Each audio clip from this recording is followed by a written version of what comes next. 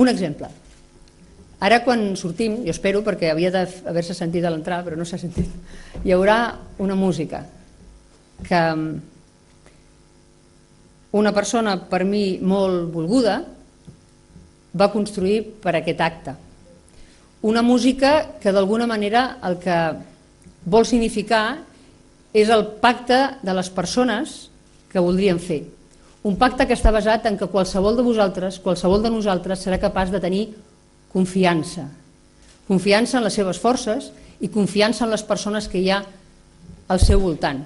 Que cadascuna de les persones que formin part del projecte polític no sigui un enemic al que li hem de clavar una clatellada. ¿Sabeu? Eso de pegarle un ganivetazo al que está al lado, de pegarle una cuchillada. Pues eso es exactamente lo que ahora normalmente hacen los partidos políticos. Pegarse navajazos. ¿Imaginamos un mundo en el que los navajazos no existan? ¿En el que el colega de al lado haga algo y yo haga una cosa distinta? ¿En que uno mande y el otro ejecute y el otro organice y el otro construya y el otro llame a un montón de gente a hacer un determinado acto sectorial sobre algún tema, sobre cómo debe vivir la empresa a partir de ahora, sobre cómo vamos a dejar de llamar al empresario desgraciado, iba a decir una palabrota, desgraciado que se queda con el dinero, cómo metemos en la cárcel al empresario que no hace aquello que debe hacer y no es responsable y ético con su empresa, cómo metemos en la cárcel al corrupto y le damos un premio al bueno, cómo somos capaces, por tanto, de no poner en el mismo saco al que se esfuerza y al que no. ¿Cómo somos capaces de hacer que el médico, el maestro, el padre, sea capaz de ejercer autoridad porque la tenga? En ese mundo en el que cada cosa tiene su función y cada persona sabe cuál es su lugar y nadie pretende reivindicarse un lugar que no tiene, el poder se ejerce porque se ha tomado y la libertad se tiene porque se sabe que es una responsabilidad absoluta. En ese mundo, cada una de las personas podrá tomar el papel que le corresponda y asumirlo de cara al futuro.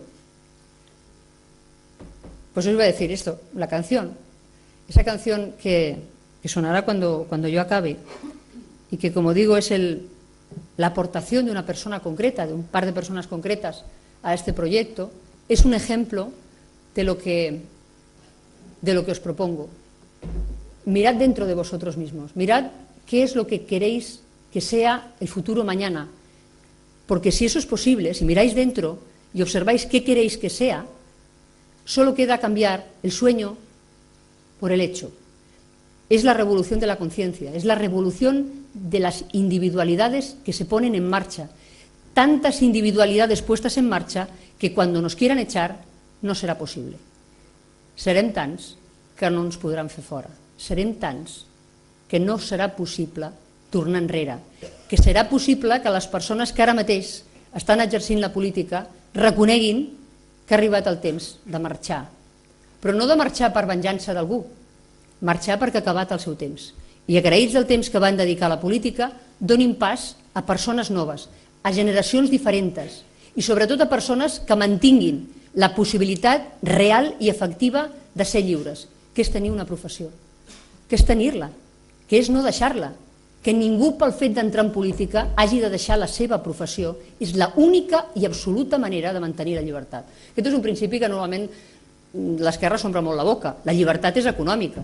Jo puc dir que em vull comprar un Ferrari, però si no tinc els diners no tinc llibertat per comprar-lo. El Ferrari possiblement no és la millor metàfora que podia posar en aquest moment, però en tot cas, la llibertat de fer les coses ve determinada pel fet que de la política ningú en depengui, que ningú se senti vinculat a la política perquè ha de pagar la hipoteca gràcies a la política. Ningú.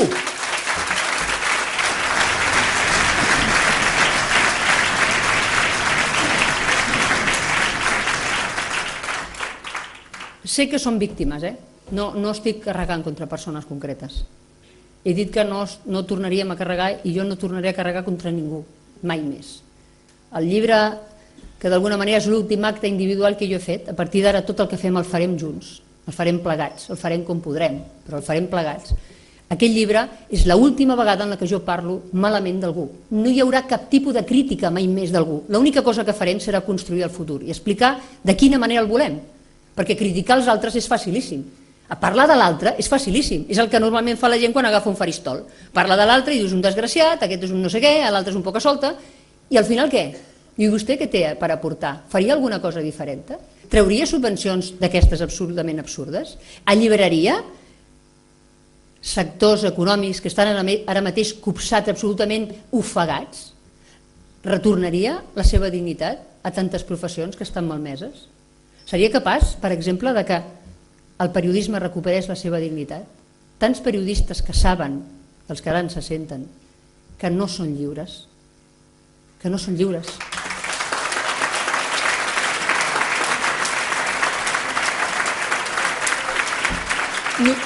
Nosaltres treballarem per la seva llibertat i ells també treballaran, perquè estic convençuda que també hi ha persones vinculades als mitjans de comunicació que estan disposats a fer la revolució, la seva petita revolució, a donar un pas més, de fer aquella crítica que no estaven disposats a fer, d'anar a furgar una mica més, d'anar a descobrir un tap, tots els taps que s'estan produint en la nostra situació anímica, en les nostres venes, que ens estan impedint de ser lliures i responsables de la nostra llibertat, perquè no hi ha llibertat sense responsabilitat, perquè no hi ha llibertat sense límits a la llibertat, perquè la llibertat no és omnímoda, no ho pot tot. La llibertat és el reconeixement de les pròpies limitacions, de la pròpia condició, de la relació amb els altres, de la necessitat de que la societat visqui de manera cohesionada, de que hi ha persones que no es poden valer per si mateixes i són també la nostra responsabilitat. Per tant, la llibertat no és com pensa algú, això de deixar que cadascú campi com pugui, no. És dir-li a la gent que pot, que ha d'aportar allò que pot, i dir-li a la gent que no pot ni podrà mai, que no es preocupi, que nosaltres també ens ocuparem d'ells, perquè forma part d'això que jo anomeno la solidaritat. Aquesta és la veritable solidaritat, entre persones, entre famílies, en el municipi, en el conjunt d'una comunitat, qualsevol sigui el seu abast territorial o el seu abast personal. Aquesta és la gran revolució. Torno una altra vegada a la cançó. La cançó que sentireu és, si vosaltres voleu fer la gran revolució col·lectiva, la gran revolució de les persones, serà la nostra cançó. Serà la cançó amb la qual ens entendrem, ens identificarem, ens mourem. La vam posar els que la vam sentir per primer cop i quan el Jordi me la va donar, la vam posar a molta gent.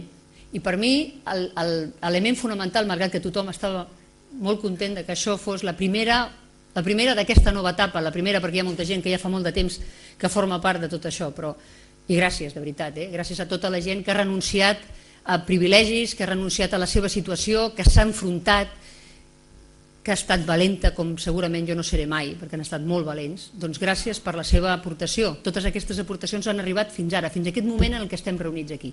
Però de les que vindran a partir d'ara, de les que formaran part d'aquest moviment, que jo imagino i desitjo gloriós, que desitjo importantíssim per la gent, per les persones, que és el que m'importa, pels nostres fills, els fills de tots nosaltres, els fills fins i tot d'aquells que no hi pensen com nosaltres, doncs aquesta revolució de les consciències ha tingut la seva primera aportació en aquesta cançó.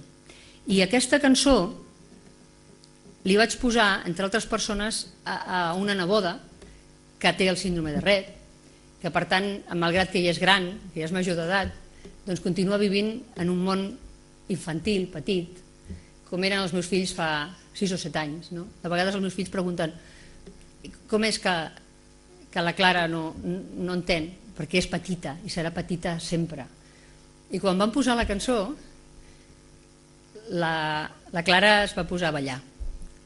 Es va posar a ballar. I quan es va posar a ballar vam saber que aquesta era la cançó del nostre futur. Que això